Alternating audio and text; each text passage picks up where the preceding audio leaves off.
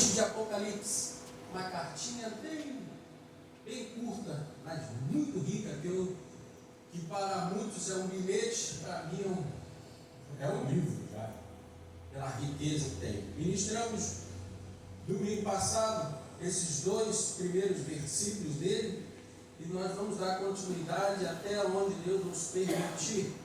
Vou convidar vocês a se colocar de pé, vamos ler mais uma vez, vamos ficar craque nessa carta de Judas. Judas, servo de Jesus Cristo, irmão de Tiago, aos que foram chamados, amados por Deus, Pai, e guardados por Jesus Cristo, misericórdia, paz e amor lhes sejam multiplicados. Amados, embora estivesse muito ansioso por lhes escrever acerca da salvação que compartilhamos, senti que era necessário escrever-lhes, insistindo que batalhassem pela fé de uma vez por todas confiada aos santos, pois certos homens, cuja condenação já estava sentenciada há muito tempo, infiltraram-se dissimuladamente no meio de vocês. Estes são ímpios, transformam a graça de nosso Deus em libertinagem e negam Jesus Cristo, nosso único soberano e Senhor. Embora vocês já tenham conhecimento de tudo isso, quero lembrar-lhes que o Senhor libertou um povo do Egito, mas posteriormente destruiu os que não creram. E quanto aos anjos que não conservaram suas posições de autoridade, mas abandonaram sua própria morada, ele os tem guardado em trevas, presos com correntes eternas para o juízo do grande dia. De modo semelhante a este, Sodoma e Gomorra e as cidades em redor se entregaram à imoralidade e às relações sexuais antinaturais, estando sob o castigo do fogo eterno. Elas servem de exemplo.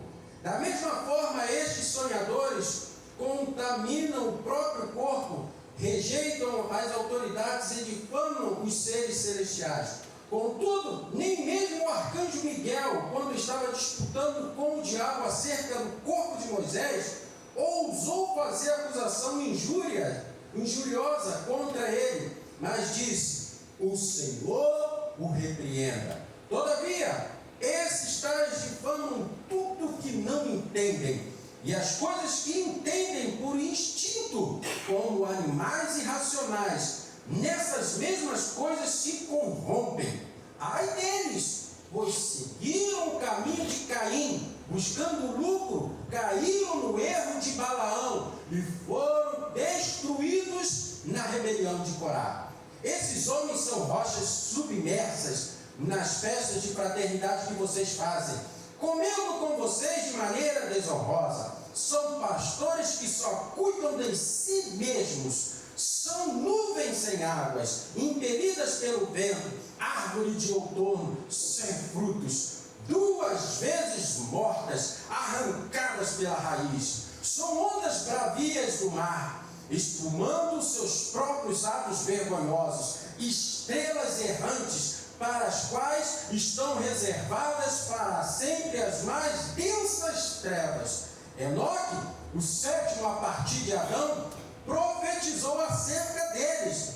Vejam, o Senhor vem com milhares de seus santos, para julgar a todos e convencer todos os ímpios a respeito de todos os atos de impiedade que eles cometeram impiamente, e acerca de todas as palavras insolentes que os pecadores ímpios falaram contra ele.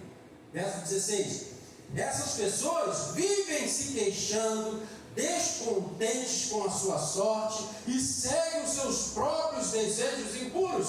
São cheios de si e adulam os outros por interesse. Todavia, amados, lembre-se do que foi predito pelos apóstolos de nosso Senhor Jesus Cristo. Eles diziam a vocês: nos últimos tempos haverá zombadores que seguirão os seus próprios desejos ímpios. Estes são os que causam divisões entre vocês, os quais seguem a tendência da sua própria alma e não têm o Espírito.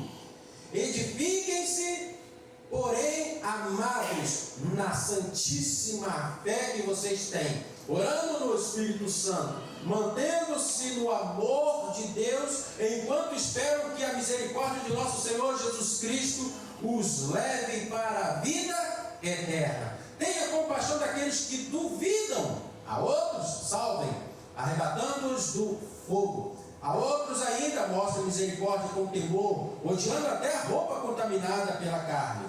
Aquele que é poderoso para impedi-los de cair e para apresentá-los diante da sua glória, sem mácula e com grande alegria. Ao único Deus, nosso Salvador, sejam glória, majestade, poder e autoridade, mediante Jesus Cristo, nosso Senhor, antes de todos os tempos, agora e para todos sempre. Amém. Oremos ao Senhor. Amado Deus, nós te louvamos, Senhor, pois a tua palavra, ela é maravilhosa.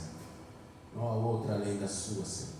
Nesse momento que nós lemos a tua palavra, nós pedimos, abençoa-nos com a ministração através do teu Espírito, em nome de Jesus. Amém? Podem se sentar. Uma carta que você vê só pela leitura, uma carta muito, talvez, desprezada pelo conteúdo tão curtinho, né? Que ela é comparada às outras, mas que peso esta carta de Judas. Nós falamos domingo passado, e eu vou só repassar bem por cima, de uma forma bem panorâmica, e aos que vieram eu falei que seria mais fácil de entender, e aos que não vieram domingo passado eu vou fazer só uma passagem panorâmica, mas espero que o Espírito Santo capacite vocês, dando entendimento, pois eu vou continuar esta carta. Primeiro, Judas ele fala sobre o destinatário desta carta. Quem são? Eles são identificados de uma forma diferente dos outros que escreveram. Por exemplo, Paulo escrevia aos Gálatas, aos Romanos, aos Efésios. Então ele dá a posição geográfica desses irmãos. João fala aos irmãos da Ásia, as 7 igrejas da Ásia Menor. Ele vai direcionando as suas cartas de uma forma geográfica. Judas Iscariote já faz de uma forma... Judas, o apóstolo de Jesus, irmão, ele já faz de uma forma diferente. Ele já destina a sua carta, ele escreve numa questão de uma posição não geográfica, mas de espiritual, porque ele fala aos chamados, aos amados e aos guardados por Deus, guardados por Cristo Jesus. Então essa carta é direcionada àqueles que estão numa posição espiritual, então é para todos, assim como todas as escrituras, né? E o propósito de Judas, ele deixa bem claro que o seu principal propósito é alertar a igreja para o perigo dessa invasão dos falsos mestres, daqueles que tentam colocar coisas dentro da igreja e, lamentavelmente, consegue e suga a força da igreja, e ela acaba deixando de avançar como ela deveria avançar. Então, ele destina a essas pessoas, ele fala do propósito desta carta, e ele vem dizendo que o que ele queria mesmo, a intenção dele, no versículo 3 que nós lemos, versículo 3, ele fala: amados, embora estivesse muito ansioso por escrever acerca do que? Da salvação. Ele quer falar sobre a salvação, mas ele sentiu que era necessário falar dos perigos que a igreja estava enfrentando. Então ele deixa de falar de uma forma que ele queria falar para a igreja, ele queria falar muito sobre salvação. Embora eu vejo que a carta dele acaba caindo na intenção que ele tinha, porque quando ele alerta a igreja sobre os perigos da igreja, ele também está falando da salvação. Talvez ele queria falar da salvação de uma outra forma, mas acabou sendo inserido aqui este alerta. Então o propósito dele era falar de uma coisa, mas ele fala outra, pelos perigos que a igreja estava enfrentando, porque ela acabou sendo infiltrada no meio da comunidade certos homens hereges, homens que falavam da graça, mas negavam ela, com outras intenções. Essa era o propósito, então, do nosso autor aqui dessa carta. Nessa epístola aqui, nós vemos que ele, ao se identificar, ele se identifica diferente dos outros. Ele, por ser irmão de Jesus, ele não se coloca como irmão, pois nós vimos no domingo passado o motivo. Ele se sentia constrangido de se apresentar assim, porque quando Jesus veio, os seus irmãos não acreditaram em Cristo. Comum hoje, né? A nossa família não acreditar na nossa conversão. A nossa família não acreditar quem nós somos hoje e sempre nos ver como nós éramos. Rília, pastor, sandália em cima de trilho, isso era perdido, então não consegue enxergar que essa pessoa foi transformada, ela foi lavada, ela foi remida pelo sangue de Jesus, que isso é uma coisa no Calvário, para a remissão de pecados. Então, Judas se sente constrangido de se apresentar da forma que ele poderia se apresentar. Então ele se apresenta como servo de Jesus Cristo. Aí eu falei sobre os escravos, que nesse tempo aqui que ele está escrevendo, o Império Romano tinha muito mais do que 60 milhões de escravos.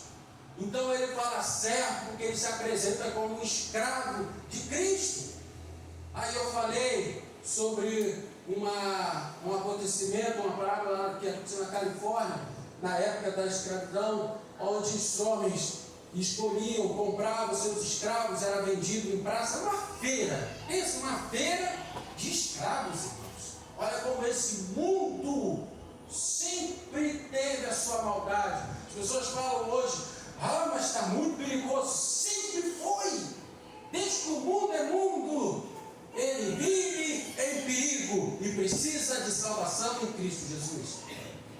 E um certo homem muito rico olhou uma menina escrava, negra, e ele deu o maior lance por ela. Ele queria comprar aquela escrava, e comprou. E quando a menina foi entregue para ele, ela olhou para ele e cuspiu no seu rosto.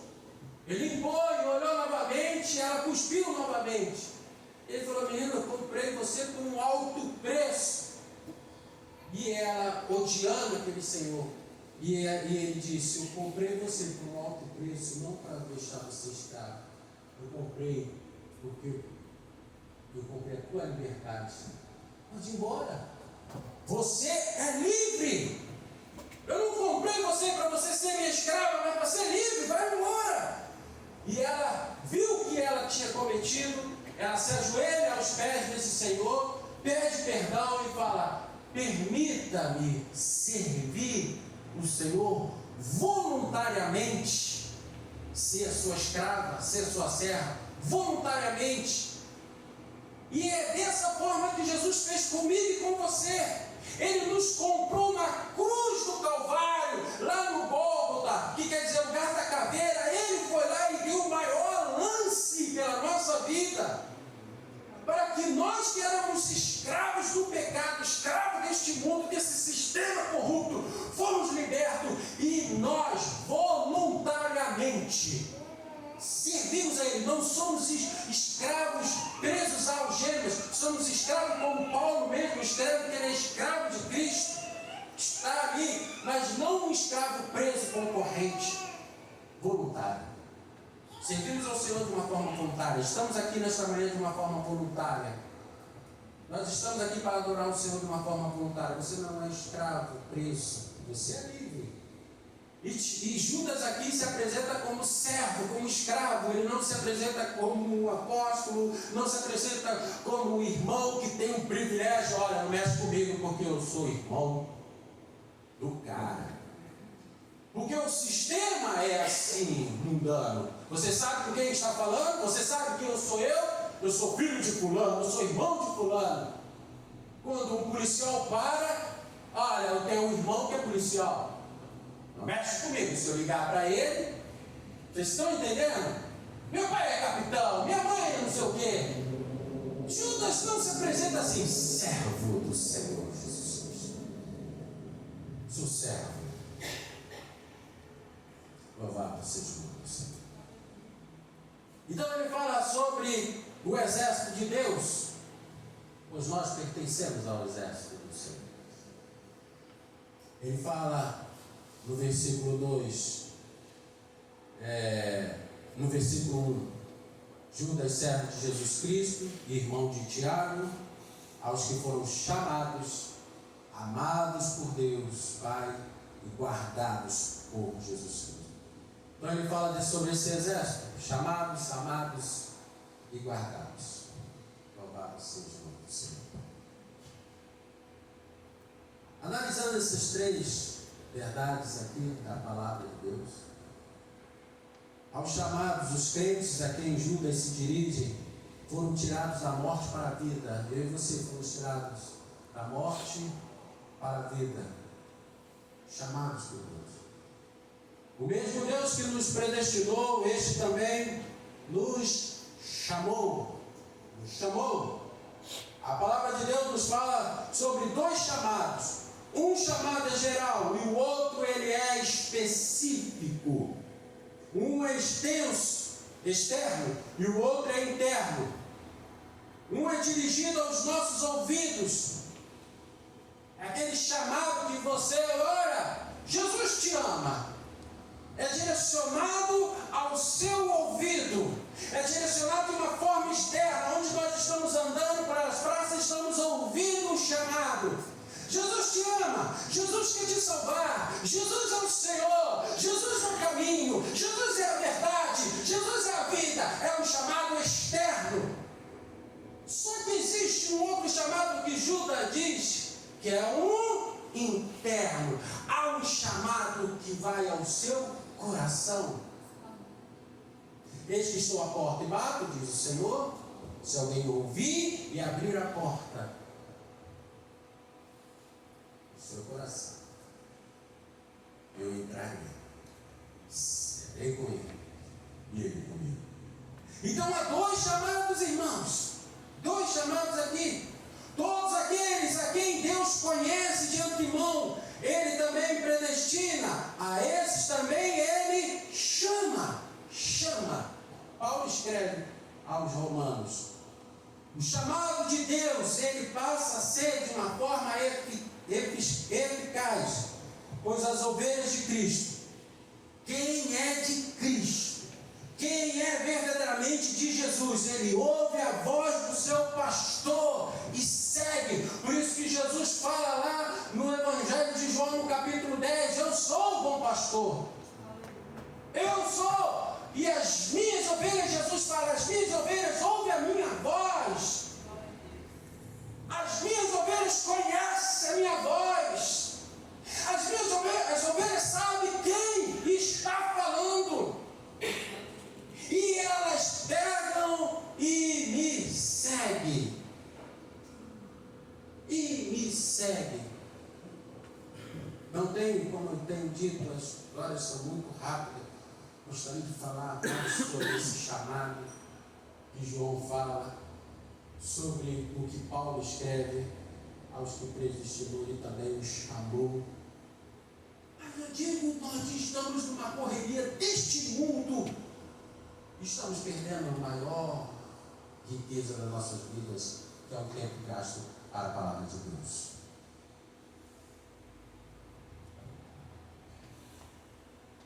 Aí ele fala depois de chamados sobre aqueles que são guardados. Não, amados, chamados, segundo é amados. O amor de Deus, ele é incondicional, ele é eterno.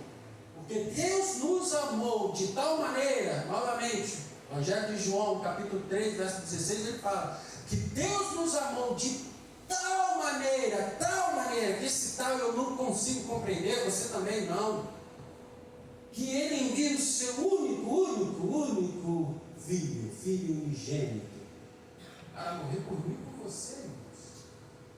Para que todo aquele que nele crê em Jesus, é só Jesus tem a salvação. Ele mesmo disse: ninguém vai ao Pai a não ser por mim. Não tem como eu ir até Deus se não for através de Jesus. É Ele. Todo aquele que nele crê não pereça, mas tenha o que? Vida eterna. Se você crê em Jesus, você não vai morrer neste mundo sem salvação. Amém?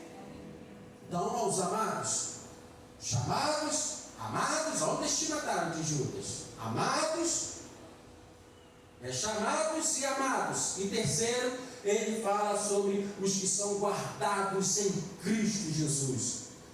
Enquanto Deus preserva os anjos caídos, aqueles que não se manteram na posição, eram anjos, não se manteram. Então, Deus expulsa eles, e eles são guardados de uma forma, são acorrentados, presos, são aguardados o dia do juízo final. Os falsos mestres, o verso 6 fala, só para os irmãos entenderem: enquanto os anjos que não conservaram suas posições de autoridade, mas abandonaram sua própria morada, ele os tem guardado em trevas. Aos falsos mestres, que a gente vê pessoas perturbadas no nosso meio, gente que distorce a palavra de Deus e leva o povo, o rebanho de Cristo, à libertinagem. O verso 13 fala que esses estão para a condenação. Verso 13: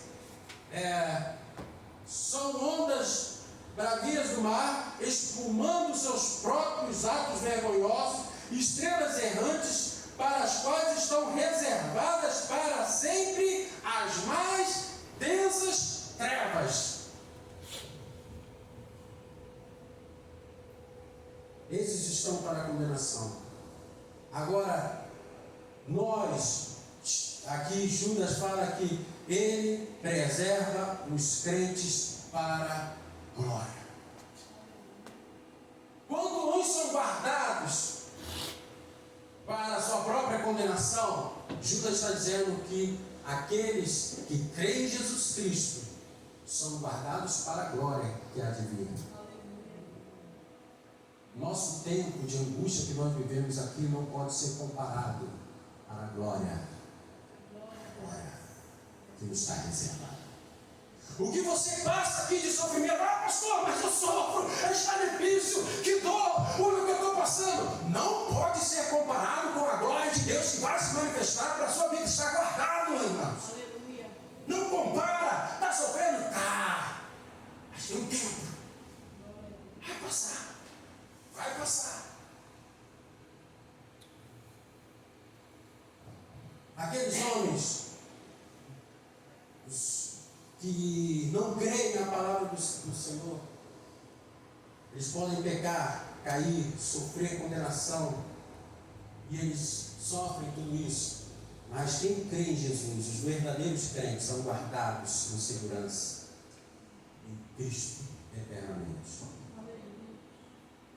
Os apóstatas, as pessoas que duvidam, não são ovelhas de Deus. Não são, eles não eram e não são ovelhas de Deus, mas são o que Pedro, o apóstolo Pedro, escreve na sua segunda carta. E aí, volta um pouquinho, e você vai achar a carta de Pedro bem juntinha aí perto de Judas. Volta algumas páginas. A segunda carta do apóstolo Pedro, ele fala quem são essas pessoas. Ele faz uma comparação que essas pessoas são porcos e cães. Irmãos, a palavra de Deus usa de uma forma figurativa para apresentar essas pessoas, irmãos. É duro? É. Mas por que ele faz isso? Segunda carta do apóstolo Pedro, no capítulo 1, versículo 3 e 4, mas eu vou ler do início. Simão Pedro, servo e apóstolo de Jesus Cristo, aqueles que, mediante a justiça de nosso Deus e Salvador Jesus Cristo, receberam conosco uma fé igualmente valiosa. Aí ele vem dizendo por que ele compara essas pessoas com porcos e cães. Graça e paz lhes sejam multiplicadas pelo pleno conhecimento de Deus e de Jesus, o nosso Senhor. Aí ele vem dizendo, o seu divino poder nos deu tudo de que necessitamos para a vida e para a piedade, por meio do pleno conhecimento daquele que nos chamou para a sua própria glória e virtude. Dessa maneira ele nos deu suas grandiosas e preciosas promessas para que por elas você se tornasse participante da natureza divina e fugisse da corrupção que há no mundo causada pela cobiça. Por isso mesmo, empenhe-se para acrescentar a sua fé e a virtude, a perseverança e a conhecimento, ao domínio próprio a perseverança, a piedade, a piedade e fraternidade, a fraternidade e o amor, porque essas qualidades existirem e estiverem crescendo em sua vida, elas impedirão que vocês, no pleno conhecimento do nosso Senhor Jesus Cristo, sejam inoperantes, improdutivos. Todavia, se alguém não as tem, está o quê? Cego, só vê o que está perto e esquecendo-se da purificação dos seus antigos pecados. Aí ele vem falando que se essas pessoas não têm isso, essas pessoas estão em pecados. Estão em pecados. Agora veja no capítulo 2, o verso 21. Capítulo 2 de Pedro.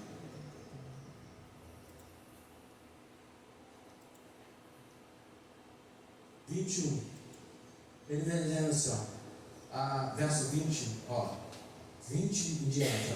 Se tendo escapado das contaminações do mundo, por meio do conhecimento de nosso Senhor e Salvador Jesus Cristo, encontraram-se novamente nelas, enredados e por elas o quê? Dominados. Estão em pior estado do que no princípio. Depois de terem conhecido tudo, depois de terem recebido tudo, ele fala, o estado dessas pessoas está pior. Aí ele diz, teria sido melhor que não tivesse conhecido o caminho da justiça, porque depois de o terem conhecido, voltaram as costas para o santo mandamento que lhes foi transmitido. Confirma-se neles o que é verdadeiro provérbio: o cão volta ao seu quê? Vômito. E ainda a porca lavada volta a revolver-se na lama. Irmãos, o que o apóstolo Pedro nos escreve aqui, que ele está dizendo, o porco, ele é limpo por fora, mas por dentro ele continua como porco. E eu posso dizer como uma pessoa que criou porcos. E hoje eu começo a entender o porquê que Deus me concedeu essa graça de eu ter criado alguns bichos da minha existência, que a minha casa parecia um zoológico, onde entrava lá, tinha galinha, tinha pato, tinha codorna, e era tudo esse louco aqui, ó. Tinha cachorro, não era um, eram vários cachorros, porcos. Eu criava tudo isso.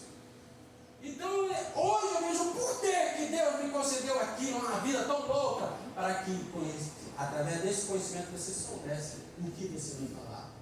E eu pegava eu tinha 2 porcos, e eu lavava aquele chiqueiro todos os dias. Parecia um animal de estimação. E quando eles me viam, eles já pulavam esperando. Sabia. Eu acariciava eles, eu entrava no chiqueiro, porque o chiqueiro era limpo. E eu limpava, eu lavava, eu dava banho nos meus porcos todos os dias. E quando eu virava as costas, que eu voltava, e chegava no chiqueiro, eles estavam como porcos. Porque não adianta você dar banho em porco, não adianta você passar perfume, não adianta você limpar os pés, porque é terrível. Então o que Pedro está dizendo aqui, ó, o porco, depois de lavado, a porca lavada volta a revolver-se aonde? Na lama. Solta, dá um banho, faz a experiência, cria um porquinho, dá um banho nele e solta. Ele vai para onde? Para a lama. Ele vai para o meio da porcaria.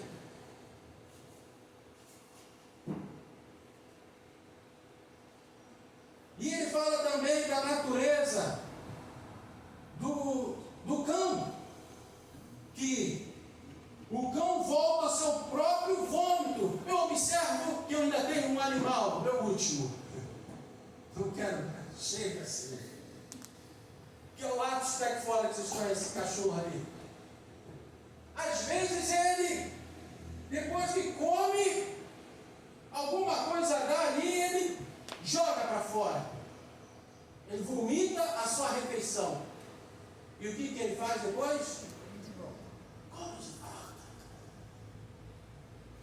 Pedro está dizendo, não adianta, algumas pessoas você pega, você lava, você limpa, mas quando você solta, ela vai para o mundo e ela faz tudo de volta. Algumas pessoas vomitam, confessam seus pecados, falam, mas quando você solta, tudo que ela falou, ela come. É difícil, né, irmãos? Mas é a palavra de Deus. É ruim a gente ouvir isso, mas eu preciso identificar o que eu sou. A palavra diz que eu sou ovelha, que eu sou do pastoreio do meu Senhor Jesus Cristo. Eu não posso ser um porco, eu não posso ser uma porca, eu não posso ser um cachorro. Eu sou ovelha. Ovelha ouve a voz do seu pastor e segue. Ovelha não entra em lama, ovelha não come o seu próprio vômito.